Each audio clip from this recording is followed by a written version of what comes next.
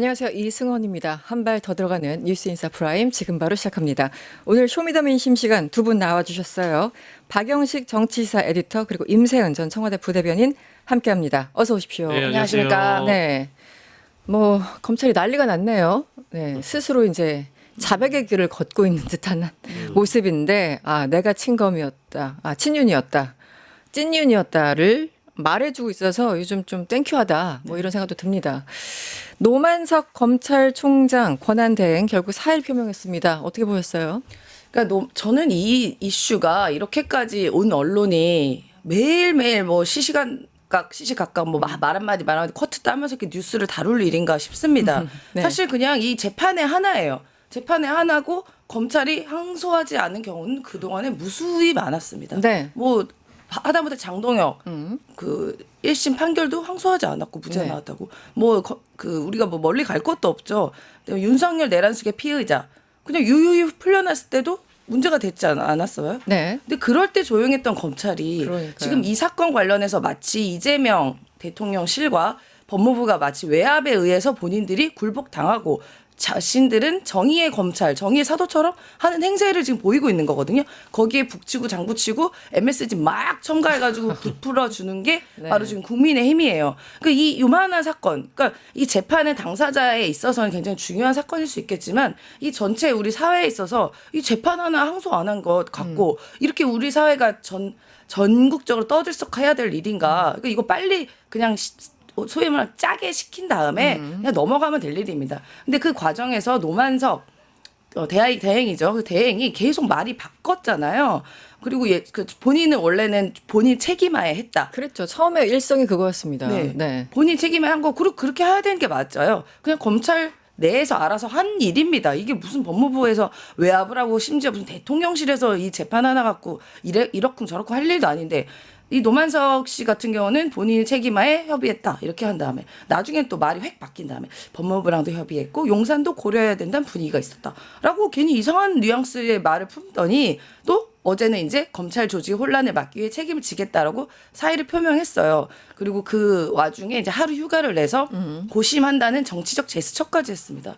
그러니까 이건 노만석 총장은 이미 네. 이 어쨌든 대행이긴 했지만 네. 이 검찰 조직에서의 리더십을 이미 잃은 지 오래고 네. 이렇게 본인 말도 왔다 갔다 했던 사람이 네. 어떻게 이 검찰이라는 조직을 장악하고 지시를 내리고 이 중요한 검찰 개혁에서 역할을 할 수 있겠습니까? 이건 본인이 잘 선택한 거예요. 사인은. 근데 그 과정에서 본인이 이 사건을 이 상황을 이렇게 혼란스럽게 만든 거에 대한 어떻게 보면 뭐 법적 책임은 모르겠지만 도덕적인 책임, 사회적 책임은 면할 수가 없을 거다. 그렇게 생각합니다. 이 노만석 검찰총장은 처음에 본인 책임하에 어쨌든 법무부의 의견 청취하고 뭐 모든 과정에서 다 그런 거죠. 법무부 의견 청취하고 일선에 검사들의 의견 청취하고 그래서 본인의 책임하에 결정했다라고 처음에 얘기를 하더니 8월 이후 현재 그러더니 점차 용산을 끌어들이고 정성호를 끌어들이고 이준수 차관을 끌어들인 듯한 말로 슬금슬금 좀 변화를 합니다. 그래서 어쨌든 뭔가 외압을 받는 듯한 뉘앙스로 계속 이제 언론에 흘리는 거죠. 그런데 이진수 법무차관 지난 12일 그러니까 어제였죠. 예결위 특별히 그 전체 회의에 출석했는데 제가 선택지를 드릴 수도 없고 또 검찰 보안 수사권과 이 사건을 연결하는 것도 내용상 이루어질 수 없음을 잘 아실 것이다. 라면서 노만석과 또 다른 말을 하고 있어요. 어떻게 봐야 됩니까 지금 상황을? 저는 지금 법무부와 대검 쪽, 그러니까 이제 검찰의 입장이 다르고요. 대검과 또 처음에는 중앙지검의 입장이 또, 그랬죠. 그러니까 중앙지검장과 검찰총장의 입장이 달랐던 거잖아요. 네. 그러니까 이게 각자의 입장을 이제 국민들께서 이제 바라보실 때 이렇게 왜 이 담당자들의 입장이 이렇게 다른 것이냐라고 보실 수도 있겠지만. 저는 한편으로는 지금까지 우리가 오늘 이 시점에 이르기까지 딱 떨어진 사실관계만 놓고 보면 검찰 단계에서 항소를 아직 하지 않았다라는 게 최종 결론이에요. 네. 그러니까 지금 사의 표명을 처음 했던 이 정진우 서울중앙지검장도 이제 아랫단에서 즉 수사팀이나 이 공판검사들 쪽에서 항소를 그렇게 원하는데 이 의견을 제대로 수용하지 못한 점에 책임을 지고 물러났잖아요. 근데 만약에 본인도 그 항소 여부에 대해서 전결권이 있는 사람이라면 소신을 갖고 검사로서 마지막 자신의 불꽃을 불태우겠다. 네. 그래서 서초동으로 변호사로 돌아갔을 때 준거 집단에서 끝까지 검찰을 지켰던 자, 네. 정의로운 검사로 남고 싶다라고 했다면 항소했으면 됐죠. 네. 네. 근데 또 비겁하게 윗선의 핑계를 댔단 말이죠. 네. 네. 근데 그때 사표를 냈을 때도 이거 검찰총장하고 정진훈 지검장하고 짜는 그림 같다. 뭔가 약속 대령 같다. 순서를. 네. 이게 우리 과거에 정치 검사들이 한 방에 단박에 어떤 사표를 그 윗선에서 내기보다는 한 사람 한 사람씩 살라미식으로 시간을 네. 들이면서 이제 여론을 그렇지 언론 플레이를 하면서 그렇죠. 여론의 집중도를 끌어올리는 전략을 우리가 한두 번 본 게 아니거든요. 지난 주말에 이제 중앙지검장 그만뒀을 때도 제가 이번 주 월요일에 뉴스토마토였나요? 나와서 네네. 그 얘기를 했어요. 조만간 노만석 검찰총장이 사의를 표명할 거다. 아, 예. 근데 어제 예언을 결국에 하셨군요. 어제 네. 결국엔 그렇게 됐고요. 그리고 그 어간에 어떤 일이 있었냐면 노만석 직무대행의 집을 촬영한 중앙일보의 사진 기사가 네. 뜹니다. 네. 그래서 집에서 집까지. 집에 하필이면 소파에 앉아 있는 것 같은데 요 창문에 네. 블라인드를 올려가지고요. 네, 네. 딱 노만석 씨가 잡히기 좋은 구도에서 TV를 보고 있는 화면 같은데 그거를 찍어놓고 고심에 빠져 있는 검찰총장 직무대행이라는 기사가 나와요. 그러니까 이게 기가 막히게 포착한 겁니까? 그러니까 제가 얘기했던 그 앞에 이제 줄 사퇴 각을 만들려고 하는 장면이나 그리고 고심에 빠져 있는 이제 검찰 최고위선이라든지 이런 것들을 활용해서 언론 플레이하는 게 어디서 많이 본 그림이잖아요. 추윤 갈등 때. 맞아요. 똑같이 봤죠. 거의 그 전에도 108% 사실 많이 봤어요. 많이 봤죠. 정치 검사들이 어떻게 언론을 활용하는지 네. 그래서 서로 이제 짝짝꿍이 맞아가는 단계인데 아, 지금 사진 나오네요. 네네. 예, 이런 게 정말 이제 저는 간사하고 간악한 행동이라고 보기 때문에 이제 비웃음이 나올 지경이고요. 저거 나오자마자 이제 사의 표명할 줄 알았고 결론은 대검 단계까지 어떠한 항소도 이루어지지 않았다라는 것이 공통된 사실관계이기 때문에 법무부 쪽에서는 만약에 수사 지휘를 발동하고 싶다라고 하면 어쨌든 법에 나와 있는 대로 법무부 장관이 검찰총장만을 특정 사건에 대해서 지휘하려면 서면으로 해야 되기 때문에 네. 서면으로 했겠죠. 네. 그리고 두 번째로는 이따 뒤에 얘기 나오겠습니다만은 이걸 이렇게까지 해가지고 얻을 만한 정치적 실익이 이재명 정부한테 있습니까? 이거 웬만한 정치 고관여층들은 만약에 이 항소 포기라는 게 이제 프레임화 된다라고 하면 네. 이재명 정부에게 정치적으로 좋을 게 하나도 없다라는 거는 다들 아는 내용이에요. 우상호 수석이 나와서 얘기했잖아요. 그러니까요. 네, 얘기할수록 우리한테 부담되는데 우리가 무슨 관여를 하겠느냐. 맞습니다. 네, 그게 정확하죠. 그러니까 이거는 저는 항소를 고리로 해서 정치 검사들 특히 이 대장동 두 번째 수사팀이 자신들의 과거에 윤석열의 입맛에 맞게 수사했던 조작 수사들이 나중에라도 드러날까봐 이 위기 의식을 느낀 채 언론과 협잡하여 이 언론 플레이를 하고 있다라는 것이 이 사태의 본질이기 때문에 뭐 누군 말이 다르고 누군 말이 다르다. 이런 어떤 프레임이나 그리고 추징금을 잘 보되 7,800억 원이라는 어마어마한 이 금액이 나중에 남욱과 김만배와 유동규에게 다 돌아갈 것이다 라는 식의 주장은 본질이 아니라는 거예요. 그렇죠. 그 숫자도 그냥 검찰이 만들어낸 숫자잖아요. 사실상. 네. 뭐 전체 이익을 다 잡으면 7,800 네. 얼마가 나온다고 뭐 하잖아요. 최대치라고. 그러니까요. 그러니까 저는 이제 본질을 우리 시청자분들과 언론이 좀 보셨으면 좋겠다. 그 말씀 드립니다. 두 가지인 것 같아요. 정말 수도 없이 반복되고 우리 여기에 많이 속아왔는데 아까 추윤 갈등할 때처럼 지금 언론들이 신났어요. 거의 경마식 보도를 하고 있고 모든 말을 다 집중 조명하면서 마치 나라에 무슨 큰 재앙이라도 닥친 듯이 보도를 하고 있는 그 행태는 여전하고 정말 딱 추윤 갈등이 생각나던데 아까 사진 보니까 더더욱 그렇군요. 예전에 윤석열이 휴가 내고 강아지 뭐 산책시키는 그런 사진 같은 거 뭐 잡혔었잖아요. 꽤 오래전 기억입니다만. 그리고 지금 이 검사들의 반복된 이 패턴들 마치 자기들은 항상 옳은 얘기만 했고 우리는 항상 지고지순하고 이런 얘기들을 하면서 뭐 성명 내고 집단 항명 나고 뭐 노만석한테 쫓아가가지고 입장 표명하라고 하고 일선 검사들도 마찬가지고 이 둘 다를 좀 다시 봐야 되는 지점이 온 것 같아요. 네. 그러니까 이게 검찰 개혁, 그러니까 개혁이라는 게 정말 얼마나 지난한 싸움이고 얼마나 어려운 일인지를 다시 한번 깨닫습니다. 그러니까 지금 마지막 발악을 하는 거예요. 지금 이제 1년 남지 않겠습니까? 유예 기간이. 네네. 수사권이 있는 상황은 네. 1년밖에 안 남은 건데 그 상황에서 어떻게든 판을 뒤집어 보려는 이 검찰의 마지막 발악이다. 저는 그렇게 보여지고요. 실제로도 서지현 검사, 이 어떻게 보면 검찰의 그 민낯, 속성을 잘 아는 서지현 검사도 몇 달 전에도 이런 얘기를 했습니다. 자기가 네. 검찰 내부를 들여다 보니까 이미 저항을 하려는 이미 그 시그널이 보인다. 네. 아마 이 가을만 잘 넘기자. 이런 가을만. 얘기를 했다라고 얘기해요. 그러니까 아마도 이 가을만 잘 넘기자는 의미는 이 올해가 넘어가기 전에 뭐 이런 비슷한 사건이나 이런 걸 하나를 포착해서 이렇게 어거지로 밀어붙이고 대통령실이나 정부와 연관 관계 지어서 이른바 땡깡을 부린 다음에 이 검찰 개혁 속도를 늦춘다.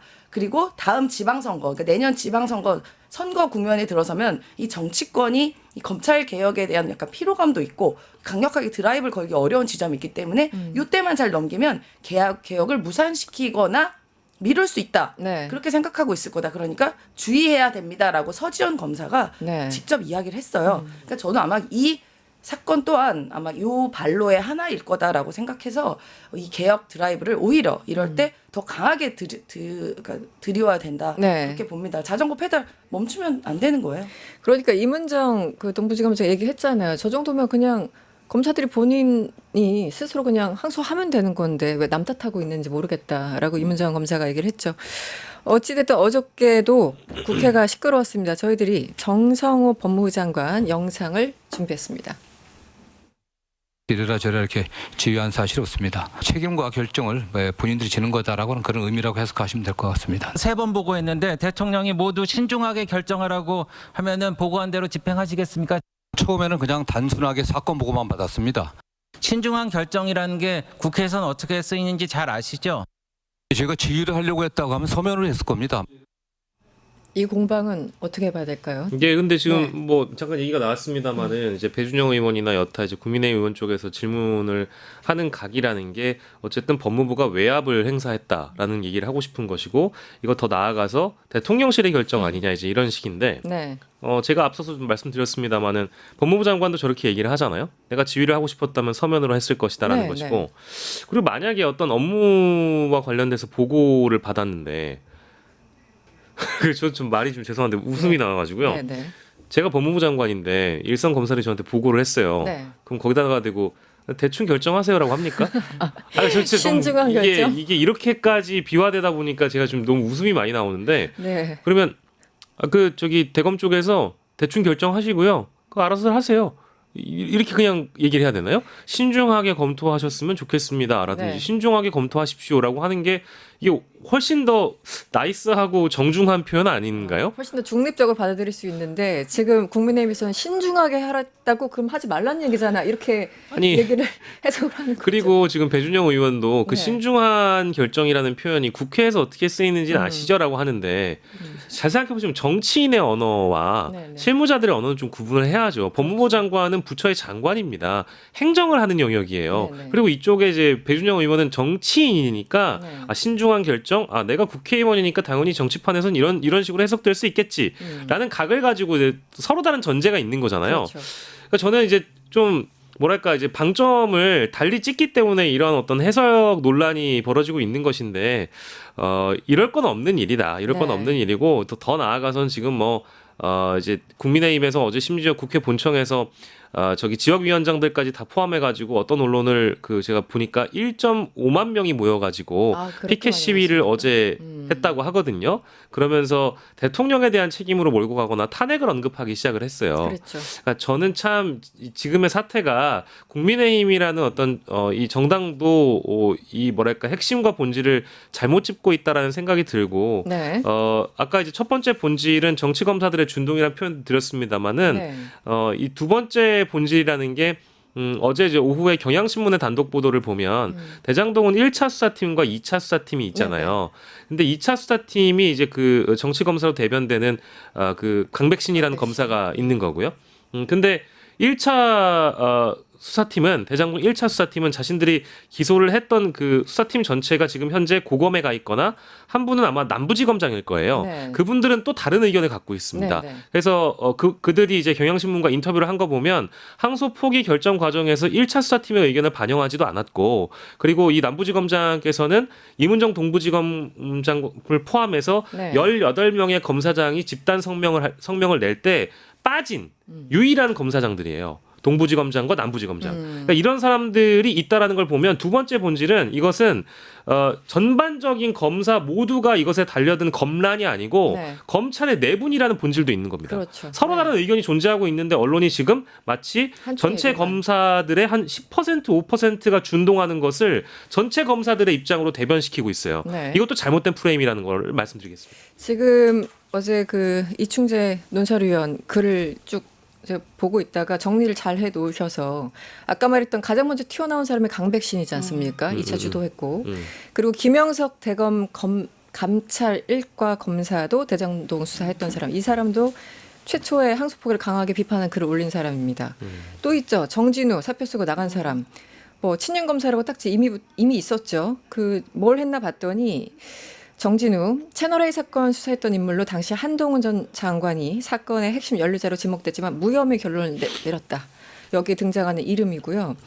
정유미 검사 이름 많이 들어보셨죠? 아유, 오늘 유명하죠. 네. 창원지검장 재직 시에 명태균 사건 축소했던 사람 또 있죠.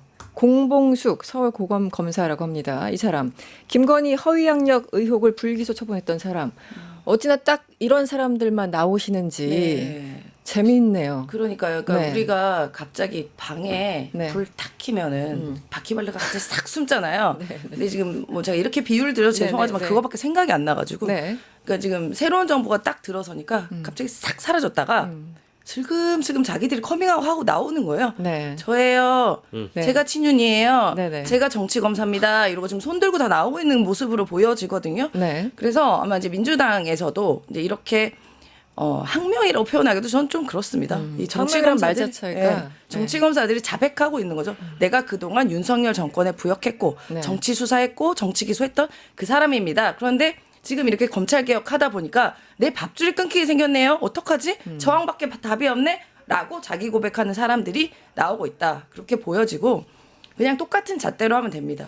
검찰도 네. 수사라는 그 본연의 좀 특수한 업무를 하고 있긴 하지만 국가 공무원입니다. 네. 우리 국민의 세금 받는 공무원이고 공무원들 어떻게 되죠? 예를 들어서 기재부에는 통계청이라고 해볼게요.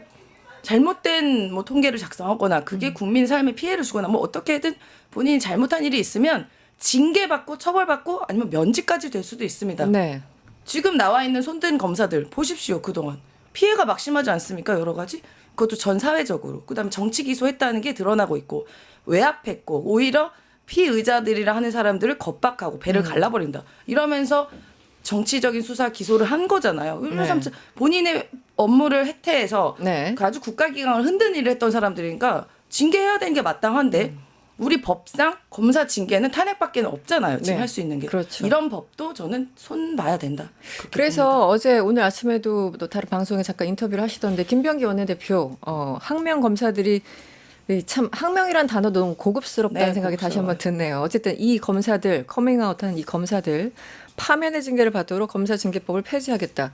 근데 소급 적용이 되는지 모르겠습니다만 일단 법 뭐 폐지하겠다 얘기했고 지금 일반 공무원들은 파면까지 가능한데 말씀하신 것처럼 검사들은 왜 이런 법을 처음부터 만들어놨는지 모르겠는데 검사 징계법에 따르면 파면이 아니라 해임으로 제한하고 있어요. 최고 징계 수준을. 이거 바꾸겠다고 하는데 이번엔 좀 바꿀 것 같습니다. 느낌상. 글쎄요, 뭐 이제 뭐 일대 결전이 된 거고 싸움을 걸어왔다면 국회나 정부 입장에서도 응전을 해줘야 되지 않겠습니까? 그래서 이번엔 결사항전의 각오로 저는 싸워서 반드시 이 검찰 공무원들의 집단 항명 사태를 마무리 지어야 된다라고 생각하고요. 네. 아마 국회 입장, 특히 이제 여당 입장에서도 할 수 있는 모든 거를 지금 다 하는 방책으로 이제 파면 이야기까지 나온 것 같아요. 그리고 네. 공무원들이 파면을 가장 두려워하는 이유는 이제 퇴임 이후에 먹고 사는 이 때문에 그런 거 아니겠어요?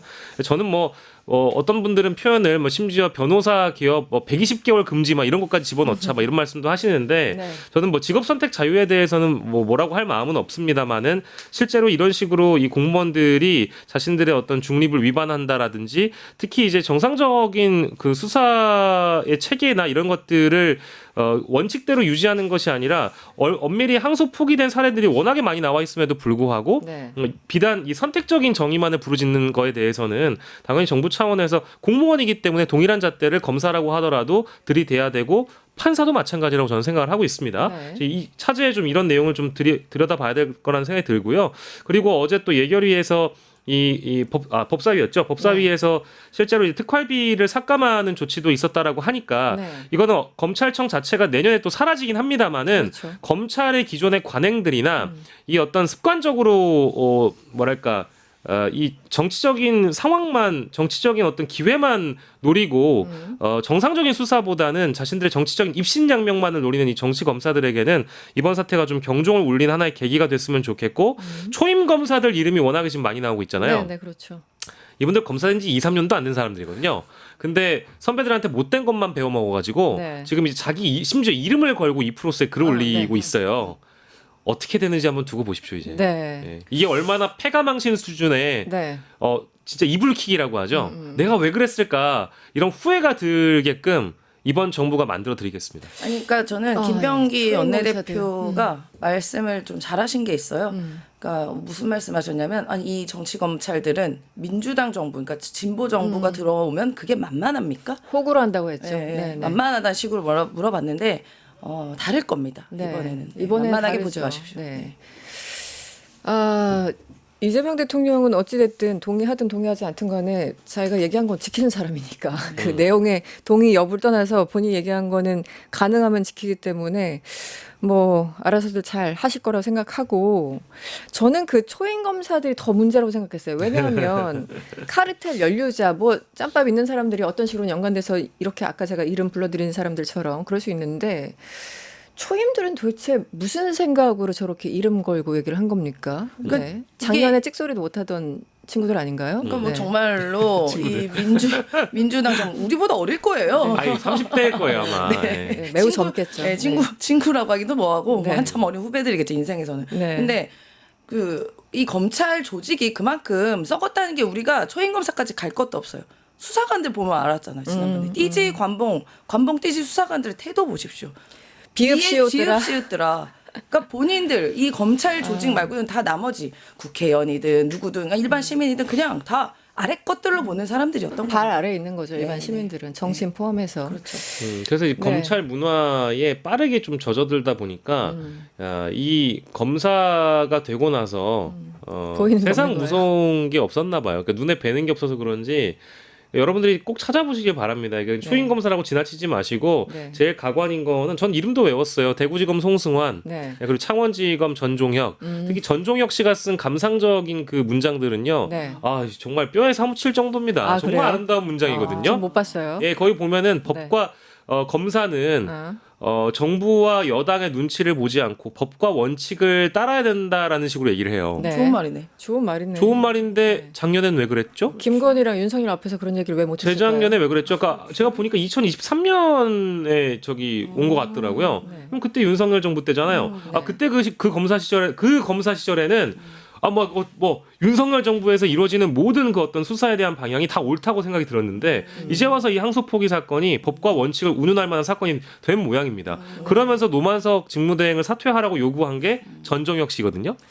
근데 대구지검 송승환도 마찬가지예요. 네, 네. 그러니까 이분들은 이제 평생 이제 국민들의 뇌리 속에 네. 잊혀지지 않는 초임 검사가 될 거고 10년 뒤에 뭐 할지 모르겠지만 지금 이 정치 검사의 DNA가 만약에 이제 선배들한테 전수 받았다면 네. 싹을 밟아줘야죠. 네. 몇 년 안 된 검사도 이 모양이니 오죽하겠습니까? 그 위에 있던 사람들은. 네. 넘어가겠습니다. 네.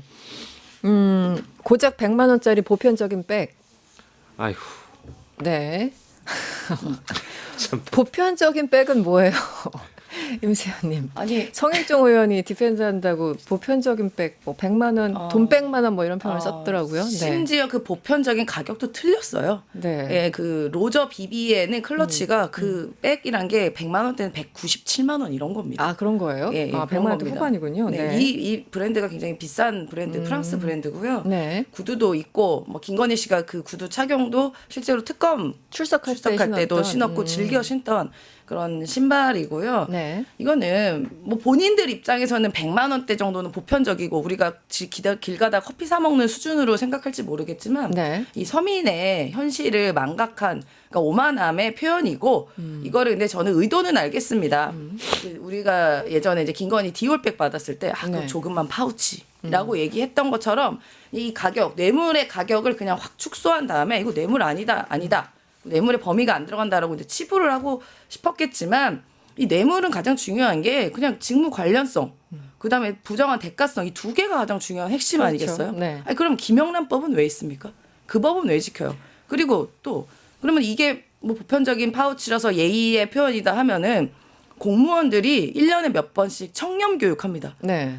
100%이 내용 들어가요. 네. 그 뇌물 요만한 것도 받으면 안 되고 그 직무 관련성과 그 교육은 왜 시켜요? 그러니까요. 그냥 이제는 100만 원 미만은 100만 원 미만도 아니지만 요 정도 금액 로저 비비의 파우치 정도는 아무 때나 고마움의 의미로 그냥 턱턱 받아도 되는 선례를 또 만들어줬습니다. 의례적으로. 네, 네. 김건희가 그걸 또 만들어줬었거든요. 원래 네. 근데 그땐 300만 원이었어요. 네. 디오백이 이제는 약간 가격대가 내려가긴 했네요.